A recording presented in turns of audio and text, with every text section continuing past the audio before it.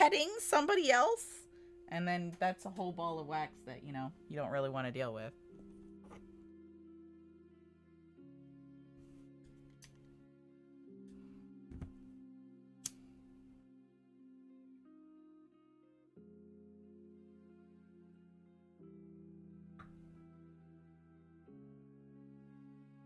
You have ads, but you're here. Hello, Inna. Yeah, so for this stuff, please make it easy on yourself. Use regular yarn to make your magic ring. Otherwise, this stuff, I wouldn't say beginner, but like definitely you can start with this yarn if you wanted to start with this yarn. You're also cooking, so you're gonna lurk. Thank you very much. I appreciate the lurks.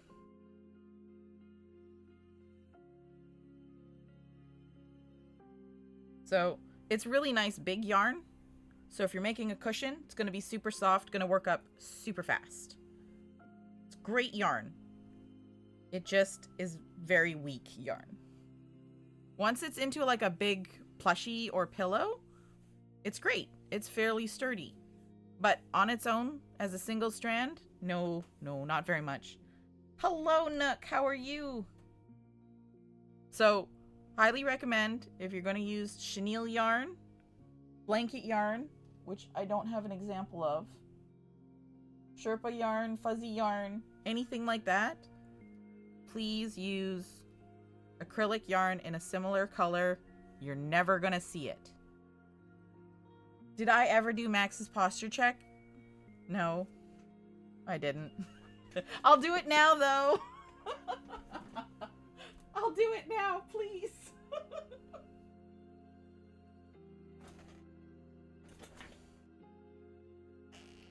Yeah, you can mark it off as completed if you wanted to do that. I am sitting straight. You're good? You just woke up? Well, welcome. Good morning, sunshine.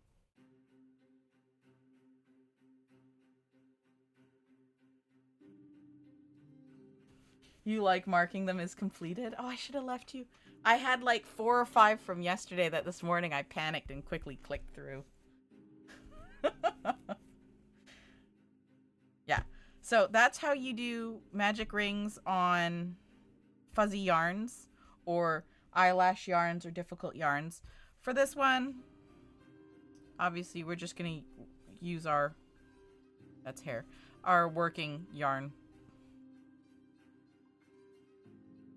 to do the magic ring. Put the lighter away. We don't need that anymore. And then you'll get the really nice finish on the magic ring.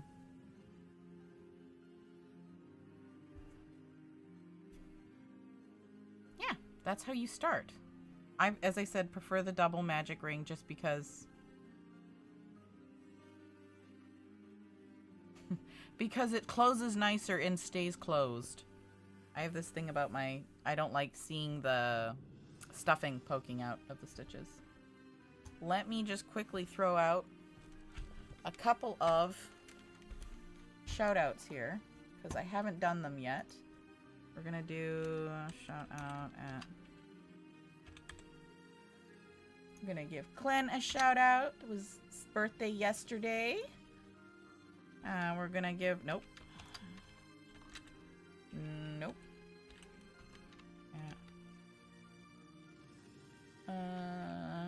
We're gonna give the Crochet Nook a shout out.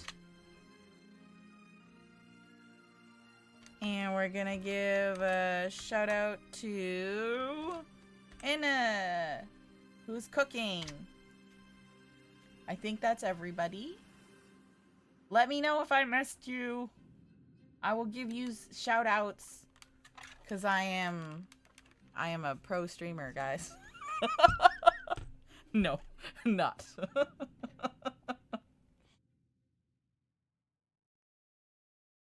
Oh. Mod love, exactly. Cooking. Exactly. That's exactly it, Pepe.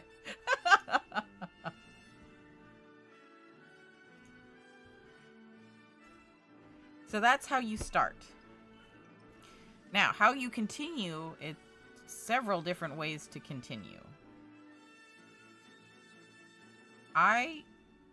For a majority of my Pokemon, crochet through what is referred to as the back loop. So let me just start the magic ring. I've got my double magic ring. I'm going to put 6 single crochets in there because all of my work usually uses 6 single crochets.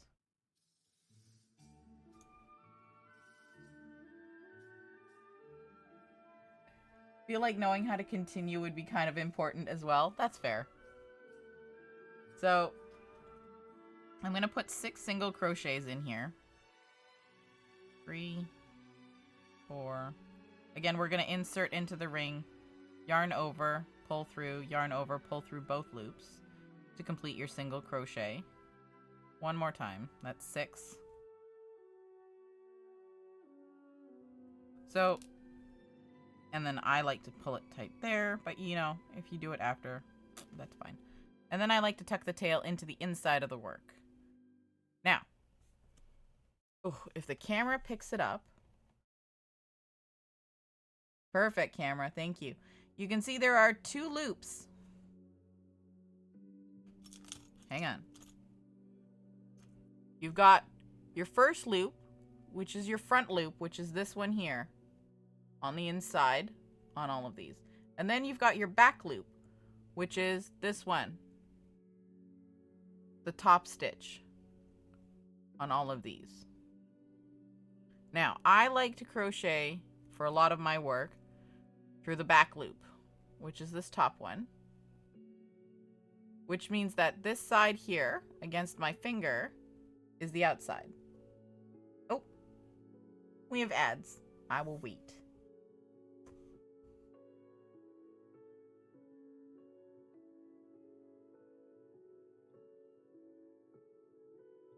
Biggest issue is getting started, but now you have yarn in your hand and you're actually doing it.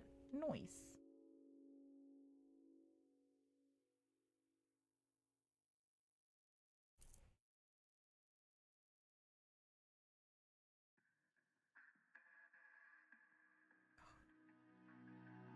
Come on, camera.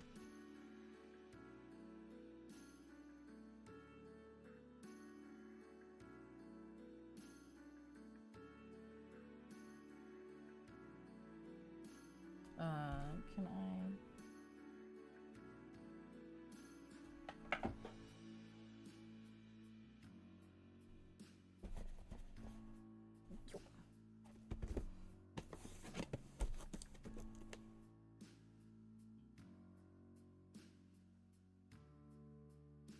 Are we all back? You're free!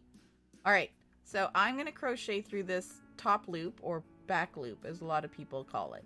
And what that's going to do is that's going to put this side as the outside of my work. It makes it look a little different.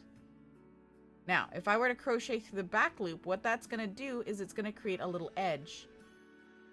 So if you've got something that needs a flat bottom, you're going to crochet through the back loops at some point to make a flat bottom. But I'm going to crochet through the back loops. Another way to do it is to go through both loops. So, when we made the giant Squirtle with the plushy yarn, I went through both loops. And what that's going to do is that's going to make this side the outside. Sorry, let me get rid of this. It's going to turn this side to the outside. Because you're going to go through both loops. This side is going to have the nicer finish than the other side. And that's what you want. You want a nice smooth finish. So let me show you both. Get rid of this. So, crocheting through the front, through both loops. Usually the next step after your single crochet around in the magic ring is going to be increases. So, yarn over after you've inserted, pull through, yarn over, pull through both. That's a single crochet, right? Now, to do an increase, you're just going to put another single crochet in the same stitch. So, pull through. So now I've got 2. You're going to do that all the way around until you've got 12 stitches. Lesson time. Yes. So this is where you use your secret forbidden snacks. Or the lazy cheap person stitch marker, another piece of yarn. So if you have this, you insert it into your first crochet, single crochet of the row. If you don't have these, it's not a big deal. You take a different colored scrap piece of yarn fetty and you mark the beginning row. The beginning row. Like this. Ta-da! So now you know that this stitch was stitch number 1. And this is, I was gonna say free. It's not, because you paid for the yarn. It's a cheap alternative to buying stitch markers. I did years of yarn instead of stitch markers. So continuing in both loops, so the front loop and the back loop. Insert, yarn over, pull through, yarn over, pull through both. And we're increasing, so we're going to go back into the same stitch again and repeat the single crochet process. Half the struggle is just picking up the yarn and the hook. After that, it slowly comes together.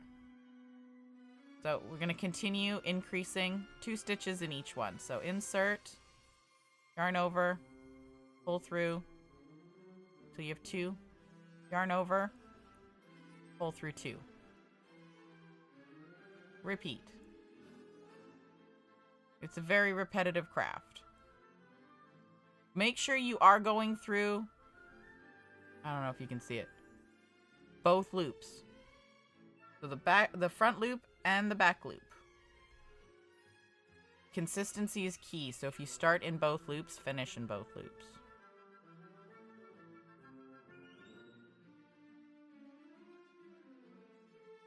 So now, now I will have 12 stitches. So I'll have this first one, which you've marked with your yarn, right? That's the first one. And you can count the little bumps to make sure you have 12. So 2, 3, 4, 5, 6, 7, 8, 9, 10, 11. And this last one by your hook is 12. Or safety pins, exactly, Inna. Anything skinny enough to fit in the stitch and stay there. So safety pins are nice because you can click them closed. These stitch markers, they all click closed. This gummy one, it's not a gummy. The rubber one, which looks like a gummy, it's even got a little fastener as well. Oh my gosh, it's a little harder to use this fastener. It's just better to eat these. We'll get another one. So these ones are a little harder to close. But they have a little peg and a little hole. And they close and they stay closed. These ones are chewy and flexible, which is nice. One day you're gonna feel a little rebellious and won't mark anything just to mess up something. Mood. I have a whole bag of those. Don't eat. Please eat them. Yeah, I mean, these ones are very chewy. They're very good to eat. These ones are a little bit harder, so they do tend to snap when you bite onto them really good. These ones are high in fiber. 10 out of 10. I mean, like, unless your dietary requires it, don't eat these. So that's your first ring. And now this is the outside. Because you can see... Oh, camera focus. Focus. You can do this. Can you please? There you go. You can see it's got a smoother, rounded finish on the stitches. Right? So this is going to be your outside work. This part, where you can see all of the crossovers, this is going to be your inside. So no one sees this. Why is it looking like Amistar? Is that just you? Because it's got the, it's worked in a spiral. So it is going to look like Amistar's shell. So this is going through both loops, what it looks like. Now, if you do like me and just go through the back loops, this is what it's going to look like. Still a smoother finish, but it looks a little different. Right? You can see the difference.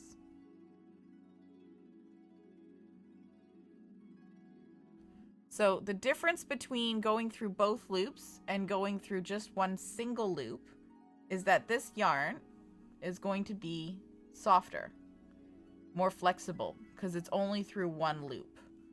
This one is going to be a little bit more rigid, a little less flexible.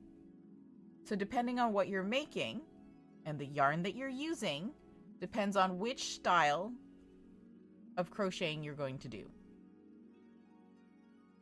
If you're making a cushion or the little cute feet covers to go on the leg of your chair so that it doesn't scratch the floor, or if you're using the plushy yarn, I highly recommend both loops. If you're doing something else, it's totally okay to go through one loop. If you're doing wearables, a shirt, a shawl, a scarf, anything that's going to be used a lot, both loops. It's a little bit more durable going through both loops. The giant squirtles that we made are through both loops. The Mareep, the giant Mareep we made, is through both loops. When you do through both loops, it changes the shape a little bit. So for this one, going through one loop, I have a really nice rounded shape here. Right? And here. It's very nice. It's very round. When you do it through both loops, if you do not do your increases staggered, you're going to end up with a box or a hexagon or a cute, you know what I mean? Like, it's going to have clearly defined corners. So even if you stuff it, it's not going to have this nice round finish. Now, the exception to that is the plush yarn, because you're going to be crocheting that looser. So if you wanted the round squishy, not through both loops. But if it's something that needs to be durable, both loops. And they look different that way. So a lot of the patterns that I've written can be done either way, as we saw with the Squirtle. Could be either done through both loops or through just the back loop. I'm going to continue in the back loop because that's my preferred crochet way.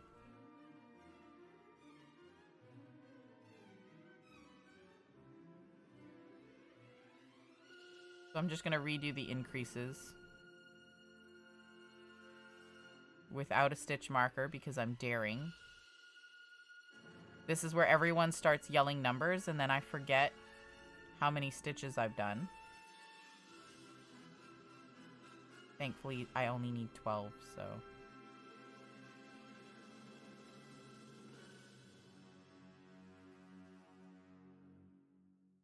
yeah, so there is 12 stitches. Same size as when you do it through both loops. 6925. All right, so you can see this is the inside of the work when you do it through the back loops, and you can see the front loop, which is why this is the inside. Because it's going to continue to make this little spiral of front loops, which we don't need to see. We want the smooth finish, which is this side, which you don't get when you crochet through both loops. So usually the next row, we'll use a fancy stitch marker. Usually the next row after you're increasing all the way is you're going to slowly make the piece bigger, but you want to keep it round. Okay.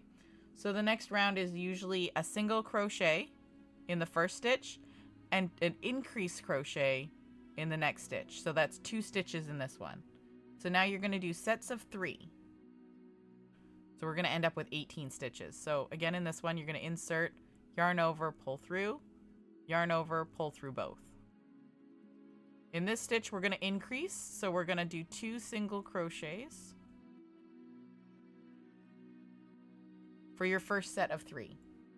And you're going to do that all the way around until you have 18 stitches.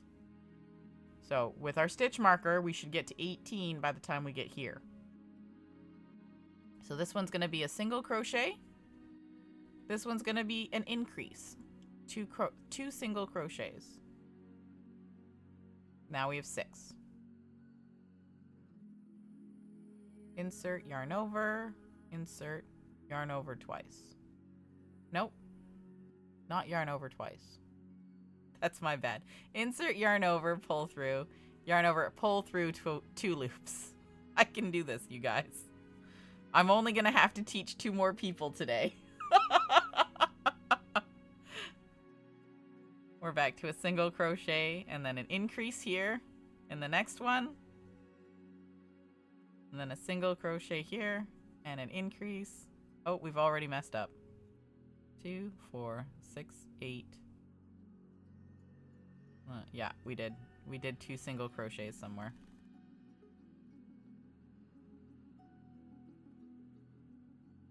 Yeah, we did it there. I can see it.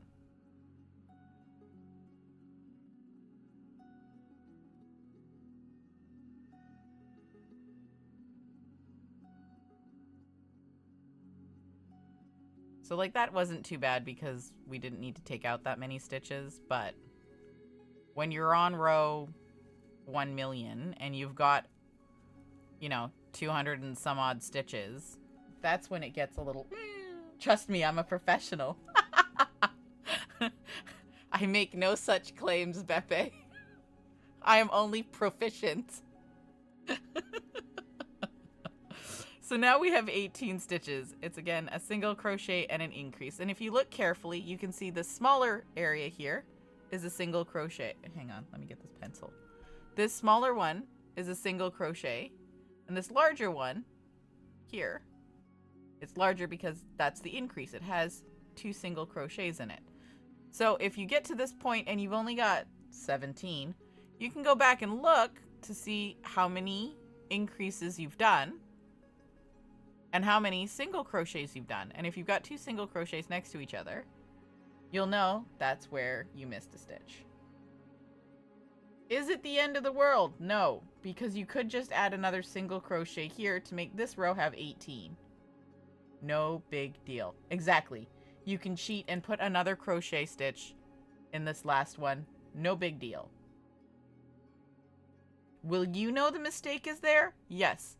Will anyone else looking at this know that there is a mistake there? No, absolutely not. It's only for your own sanity that you rip it out and crochet it back. But again, if you have to take out, you know, 100 stitches, why? Just cheat and add it there. Now, some patterns you can't do that. Like if you're making a triangular shawl, cheating is a little bit different. If it's got a fancy pattern, cheating, a little bit different. This, where you're just straight single crocheting, cheating by adding that stitch there, no one's gonna know. No, just you. Welcome back, Nook. You went to walk the doggo?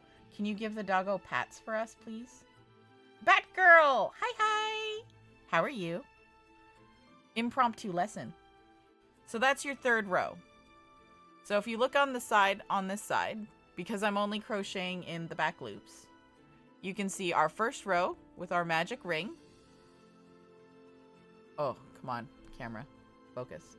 I know you can do that. There you go. You can see our 1st row with our magic ring, our 2nd row of 12, and our 3rd row of 18. Now if you stretch it, you can see the rows a little bit more clearly. So that's 3 rows. You give him all the pats? Thank you. You're doing good? That's good to hear. I also am doing good. We're practicing. So now you've got 3 rows, 18 stitches. Well on your way to making a teddy bear, a Cyndaquil, world domination.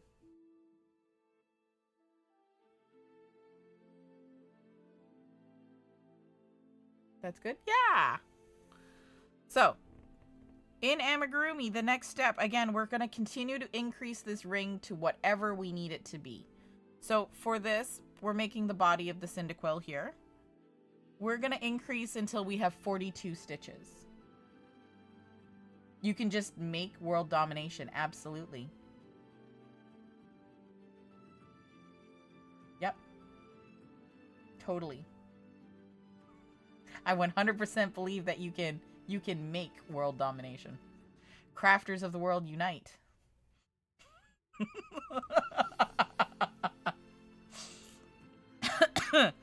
So the next row is going to be a little bit different.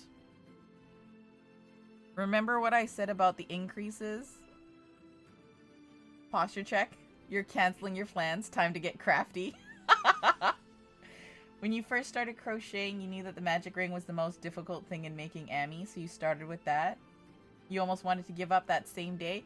I feel you in it. The magic ring is tough to grasp because if you don't twist the yarn, you can't make the knot.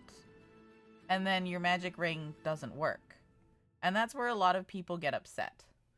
So you can still do the chain 2 and then single crochet all your stitches in the first chain, which totally acceptable.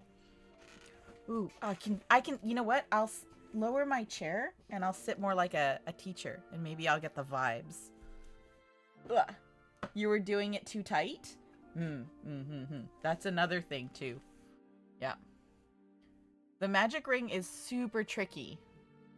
But if you can get it, once you've got it, you'll never look back. So for the fourth row, we're gonna do 2 single crochets and then an increase. Now, you're not supposed to stack your increases. Let me explain what that is. Yeah, here. Ooh, light. Okay, so stacking increases. Don't do it. I do it all the time. Don't be me. When you start a chain, you'll do it like you begin a magic ring and immediately close the ring. You don't know how to make a slip knot. Yeah, so I said once you magic ring, sometimes it's hard to stop magic ringing. This is what it looks like when you stack your increases. I don't know if you can see properly, but like there's a spiral almost. So best example will be right here, where you've got this look. And you got your straight stitches, and then you've got a ridge, right? Where you can see they all separate here. Then you've got straight stitches, and then you've got this here, where you can see it separates. That's where all of my increases are. And they're all in a row. Look at that. So you're not supposed to stack your increases. What this does, here, straight stitches, all my increases, like ducks in a row. Oh, we won't do the timer right just now, Inne, because we're doing a class. So what this does is it's going to make your work look like a hexagon or an octagon. Because we're doing 6, it'll be a hexagon. So you're going to have clearly defined points. Which, for this, because I've crocheted enough here, where there's no increases, it makes it round. So no big deal. But, on a lot of crocheting, once you start stacking your increases, you get clearly defined points that are not always easy to get rid of. But how will you know when it's recess? That's fair. I'll start it for you guys. So, on things like Vaporeon's collar, let me get you a picture. Let me get you a good picture.